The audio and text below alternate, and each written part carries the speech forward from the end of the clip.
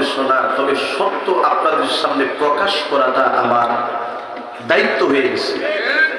যাকে দেখতেছেন তিনি সাচ্চা আশিক রাসূল, আশিক ওলি। যাকে দেখতেছেন তিনার জীবনের বিনিময় হলেও তিনি সুন্নিয়াত কায়েম করতে চান। আপনারা দেখছেন কয়েকদিন আগে শেরপুরে হামলা হলো আমার ভাই। সময় মনে হয় 2-3 ঘন্টা গেছে কিনা এটা আমি দেখি নাই। 2-3 ঘন্টা পরেই গেছে। আগামীকালকে 10টায় আসতেছি, খেলা হবে। কথা বলেন। পূর্বপাড়া জামে মসজিদের সম্মানিত ইমাম এবং খতিব আল্লামা হযরত মাওলানা মুস্তাফা কামাল সালিম সাহেব এবং আমাদের আজকের মাহফিলের বিশেষ আকর্ষণ হযরত মুফতি ইদ্রিস সাইদ আল কাদরি সাহেব ইমামের মধ্যে সকল চেয়ারম্যান জনাবের ভালোবাসার প্রিয় পাত্র হাজী মোহাম্মদ ইসহাক আলী সাহেব, সিনিয়র যুগ্ম আহ্বায়ক গজারিয়া উপজেলা বিএনপি। আমরা গর্বিত, অন্যান্য বছর আমরা বাহিরে প্রধান অতিথি করি।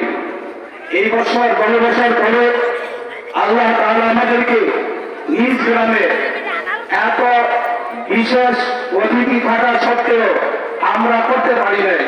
তা আল্লাহ তাআলা সেই সুযোগ করে দিয়েছেন। এই কারণে আমাদের শুকর গুজার করতে হবে যে আল্লাহ তাআলা আমাদের মধ্যে বিশেষ নিয়ামত টেঙ্গাচের গ্রামে আছেন। আজকের মাহফিলের যিনি প্রধান অতিথি জনাব হাজী মোহাম্মদ ইসহাক আলী সাহেব, আজকের মাহফিলের বিশেষ করিয়া সভাপতিত্ব যিনি করবেন আমাদের এই মাহফিলের দীর্ঘ টেঙ্গাচর ইউনিয়ন পরিষদ। এখন আপনাদের মধ্যে সংক্ষিপ্তভাবে আজকে প্রধান অতিথি মূল্যবান কিছু কথা বলবেন। আজকে 15তম ইসালে সোহাবের মাহফিল উপস্থিত প্রখ্যাত আলেমেদের জনাব হযরত মাওলানা মুফতি আলাউদ্দিন জিহাদি সাহেব, আজকের এই অনুষ্ঠানের আজকের এই আয়োজনের সভাপতি টেঙ্গাচর ইউনিয়ন পরিষদের সাবেক চেয়ারম্যান জনাব এসএম সালাম মাস্টার সাহেব, সম্মানিত আলেম ওলামাবৃন্দ, উপস্থিত আমরা যাদের দাওয়াত করেছি, বিশেষ অতিথিবৃন্দ, সম্মানিত গ্রামবাসী, বিভিন্ন জায়গা থেকে আগত মুসল্লিবৃন্দ, আসসালামু আলাইকুম। আজকে যে মজলিসে আপনারা বসছেন, এই মজলিসটি গত 15 বছর বলতে হয়। তাহলে 15 বছর আগে কি ছিল? খেলার মাঠ ছিল, এখনো খেলার মাঠ আছে। এই 15 বছর আগে তখন আমি চেয়ারম্যান ছিলাম, এখানে নাটক হয়েছে। আপনারা কি জানেন? আপনারা শুনছেন? অনেকে হয়তো নাটক দেখার জন্য আসছে, নাচ দেখার জন্য আসছে, কৌতুক শোনার জন্য আপনারা আসছেন। ওদের একটু পরিবর্তন করার জন্য আজকে যে মোস্তফা মোল্লা আমাদের এখন মূর্তি আসতে হচ্ছে গ্রীষ্মতি নামে ছিলেন, আরো ছেলেমেয়েরা ওরা জন্মগ্রহণ ছিল। ওদের আমি প্রস্তাব করলাম যে তোমরা এটা বাদ দিয়ে তোমরা একটা ওয়াজের ব্যবস্থা করতে পারো। আর বিশেষ করে যেহেতু মুখ্যমন্ত্রী সাহেব আমাদের কাছে ছিলেন, উনি মক্কা শরীফের লোক, উনি আমাদের এলাকায় এসে যেহেতু উনি হাফেজ ছিলেন, উনি শিক্ষা দিতেন, ওনার অনেক ছাত্র হাফেজ হয়েছে। তোমরা স্মরণে তোমরা হয়তো একটা ইসালে সোহাবের ব্যবস্থা করতে পারো। ওরা অ্যাকসেপ্ট করল।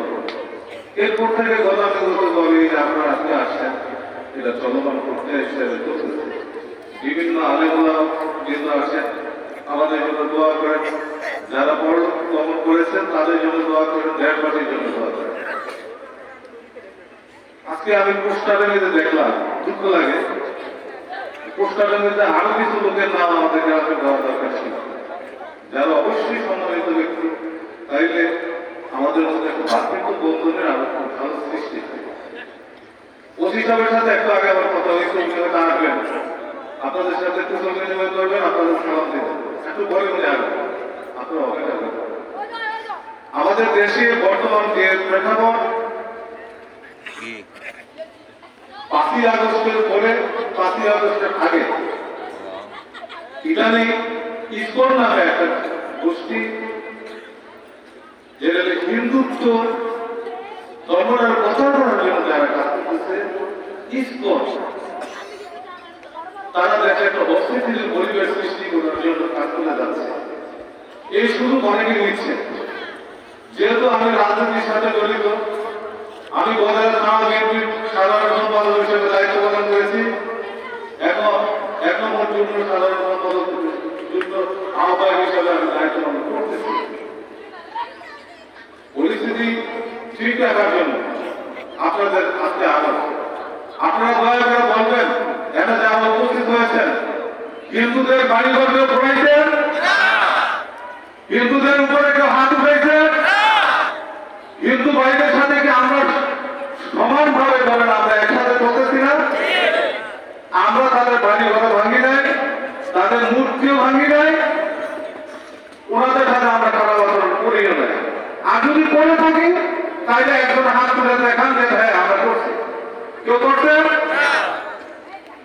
তাইলে ভারত আমাদের কাটা তাদের চতুর্দিক দেখা যায় মিছিল করতেছে।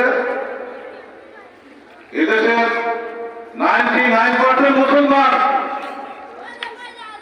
আজকে দিনে আমাদের প্রধান বক্তা হিসেবে আছে, ওনার বয়ান আপনারা শুনবেন। আমাদের মূল স্তম্ভ হল কোরআন। কোরআন ও হাদিসের আলোকে আমরা জীবনযাপন করি। আমাদের শান্তির ধর্ম। অশান্তি সৃষ্টি করা আমাদের কোনো কাজ নয়। আমরা অশান্তি সৃষ্টি করি না। আমাদের দেশের সব ধর্মের লোকজন সহ অবস্থান করতেছে। আপনারা সবাই সজাগ থাকবেন। দেশের সার্বভৌমত্বের বিষয়ে আমরা কাউকে আমরা কোনো সাহায্য দেবো না ইনশাল্লাহ। দেশের সার্বভৌমত্বের বিষয়ে কোনো আপোষ নাই। আজকে যেহেতু একটা ওয়ার্ড মাহফিল, আজকে আলেমুল্লাহ কথাবার্তা আপনারা শুনবেন। আমি আপনাদের সময়টা নষ্ট করতে চাই না। সবাই আমার জন্য দোয়া করবেন, আমাদের গ্রামবাসীর জন্য দোয়া করবেন, আয়োজক যারা তাদের জন্য দোয়া করবেন।